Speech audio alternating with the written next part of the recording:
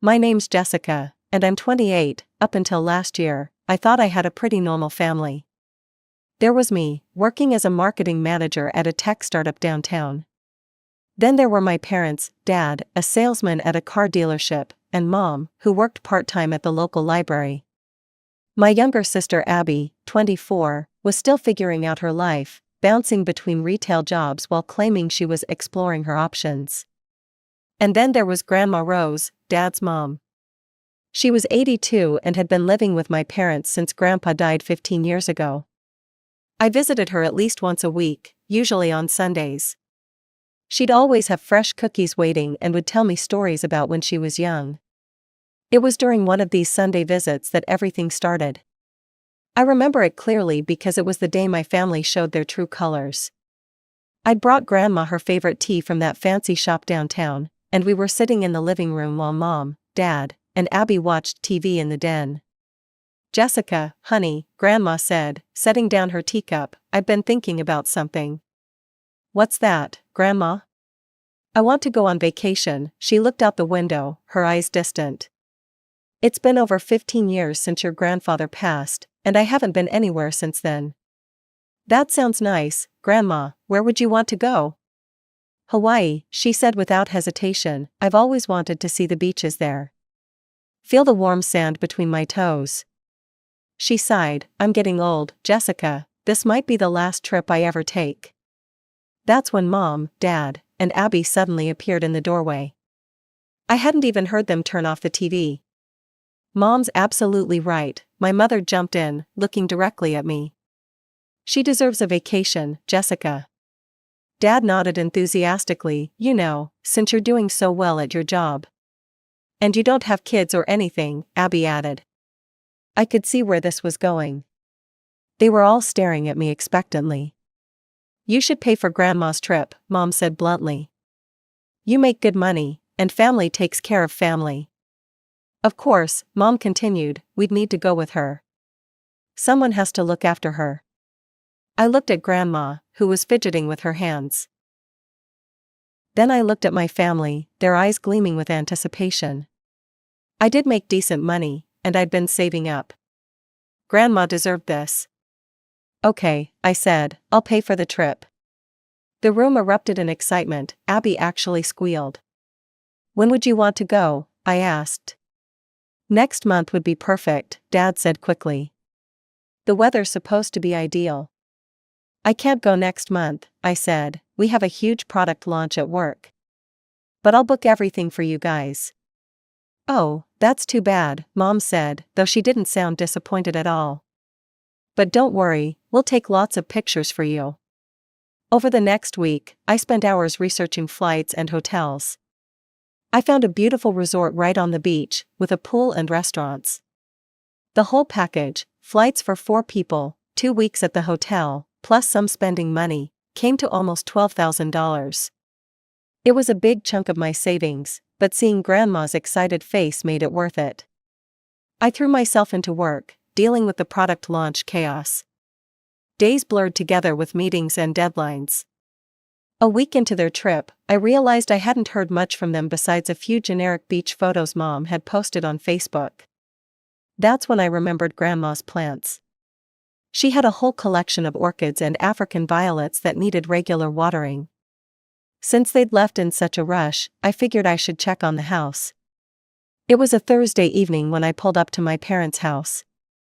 The porch light was off, which was odd. I used my spare key to let myself in. I turned on the light. That's when I saw her. Grandma was sitting on the couch in the living room, wrapped in a plaid blanket. She looked pale and tired, nothing like the excited woman I'd dropped off at the airport a week ago. "Grandma," I rushed to her side. "What are you doing here? Where are Mom and Dad and Abby?"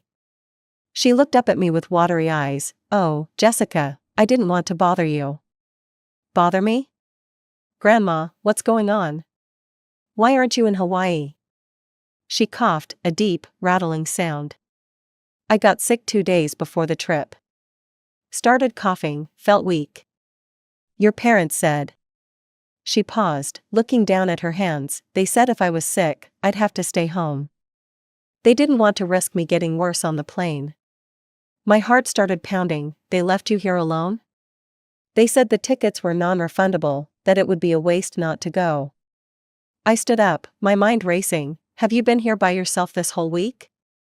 She nodded. Let me check something. I walked to the kitchen and opened the refrigerator. It was practically empty, just some condiments, a half-empty carton of milk, and a moldy piece of cheese. Grandma, I said, trying to keep my voice calm, why didn't you call me? Your parents said you'd be very busy with work, they told me not to bother you. I felt rage building up inside me. I pulled out my phone and dialed Mom's number. She answered on the third ring, and I could hear music and laughter in the background. Jessica, how nice of you to call. We're having dinner at this amazing restaurant. Why is Grandma at home? I cut her off. There was a pause. Oh, well, she got sick. We couldn't risk taking her on the plane. So you just left her, alone, with no food? Don't be dramatic, Jessica. She's fine, these things happen. These things happen? Mom, I paid for this trip specifically so Grandma could have a vacation. Well, we couldn't just waste the tickets, she said, as if it was the most logical thing in the world. The whole family would have lost out. You could have rescheduled. That's when I heard Abby's voice in the background. Tell her I had to take vacation days for this specific week, I couldn't change them. Mom handed the phone to Abby. Jess, you need to understand. This trip doesn't even matter to Grandma. She's too old to appreciate it anyway. I couldn't believe what I was hearing. I organized this entire trip for her, it was her dream.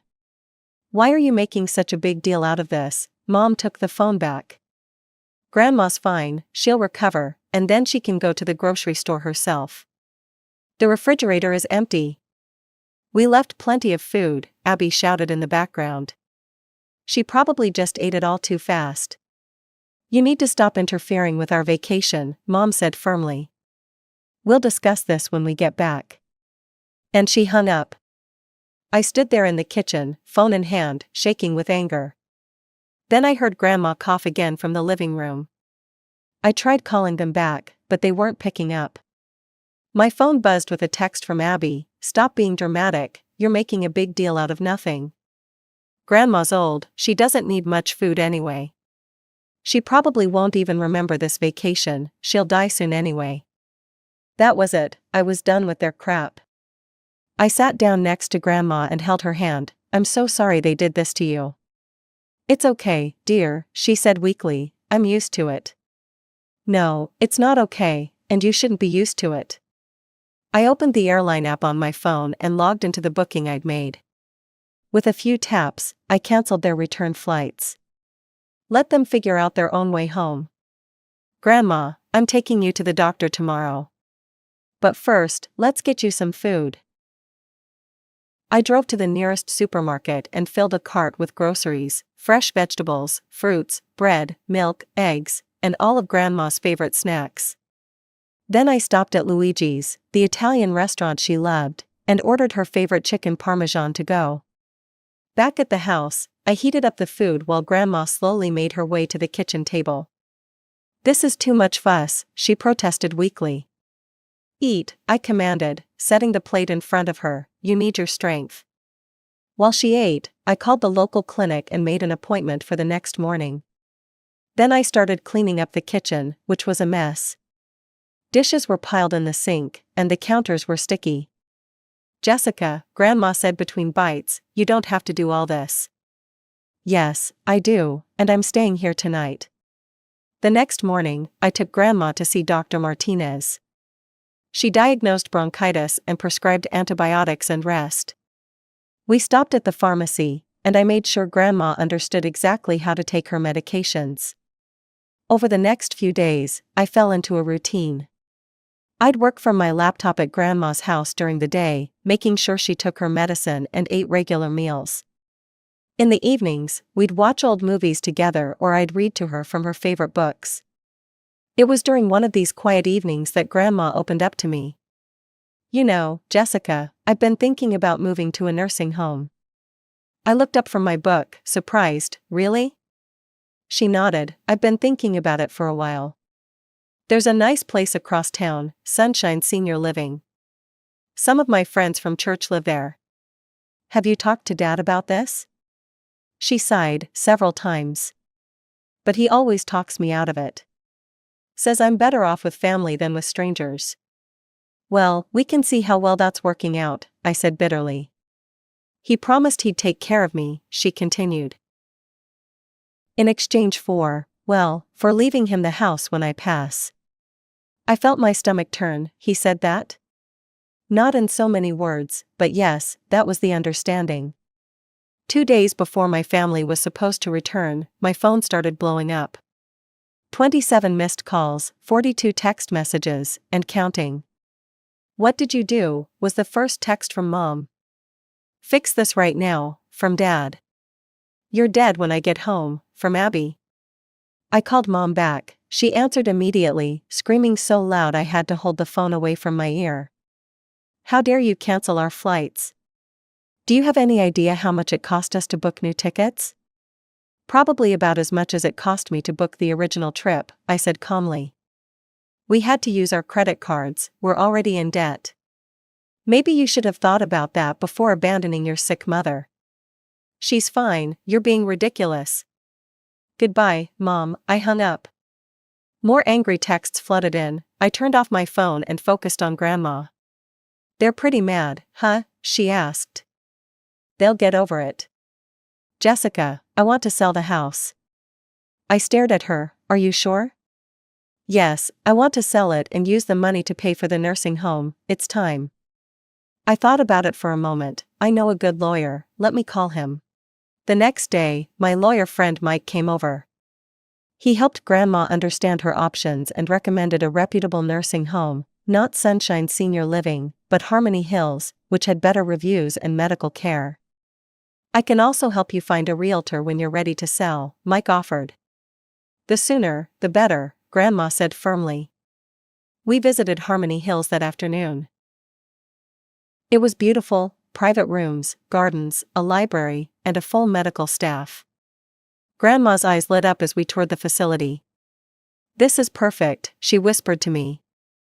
Then let's do it, I said. 2 days later, my family arrived home. I was in the living room with Grandma and Mike when they burst through the door. You, Dad pointed at me, his face red with rage, get out of my house. Actually, Grandma said calmly, it's my house, my name is on the deed. Mom, you know what I meant. I know exactly what you meant, Robert. And while you were enjoying your vacation, I made some decisions. Mom noticed Mike. Who's this? My lawyer, I said. Your what? Grandma stood up, supporting herself on her walker. I'm selling the house, I'm moving to Harmony Hills, and I'm using the money from the sale to pay for my care. The explosion that followed was epic. Mom started crying, Dad was yelling about betrayal, and Abby was screaming that I'd brainwashed Grandma. You can't do this, Dad shouted. This house is supposed to be mine. Nothing is supposed to be yours, Grandma said quietly. You've shown me exactly how much you care. Mike stepped forward.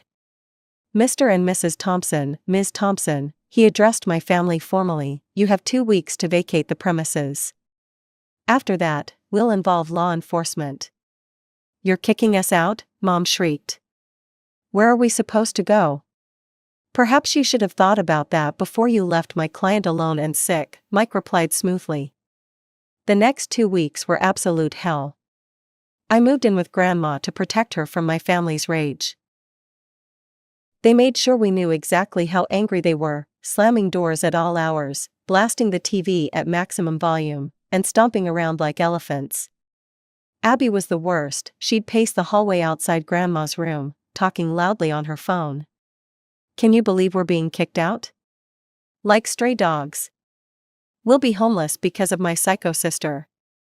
Mom took a different approach, dramatic sobbing sessions at 2 a.m., wailing about how her own daughter had betrayed her. Dad tried intimidation. He'd corner me in the kitchen, getting in my face. You're going to regret this, Jessica, family doesn't do this to family. Family doesn't abandon sick grandmothers either, I shot back.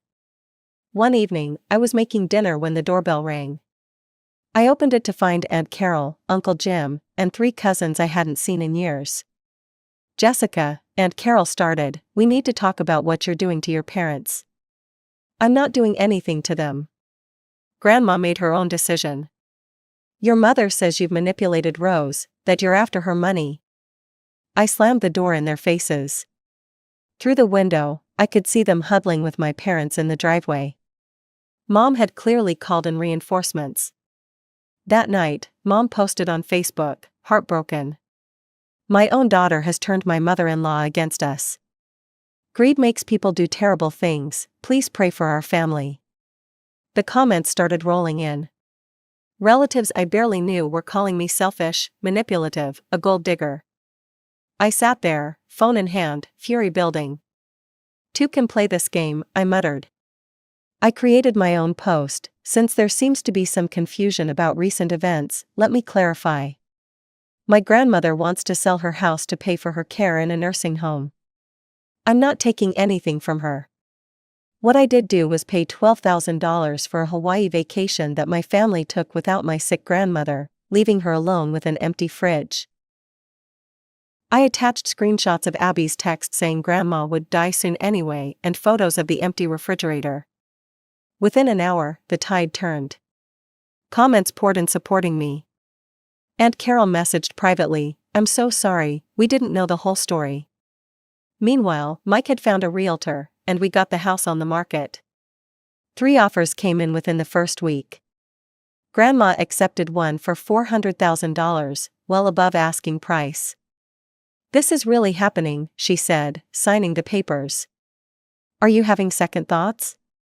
Not one, she said firmly, I should have done this years ago. The day before my family had to leave, they made one last attempt. Dad approached Grandma while she was reading in the living room. Mom, please reconsider. We're family, we've taken care of you all these years. Have you? Grandma interrupted. When was the last time you took me anywhere, Robert? When did you last ask how I was feeling? You parked me in this house like furniture and expected me to be grateful. That's not fair.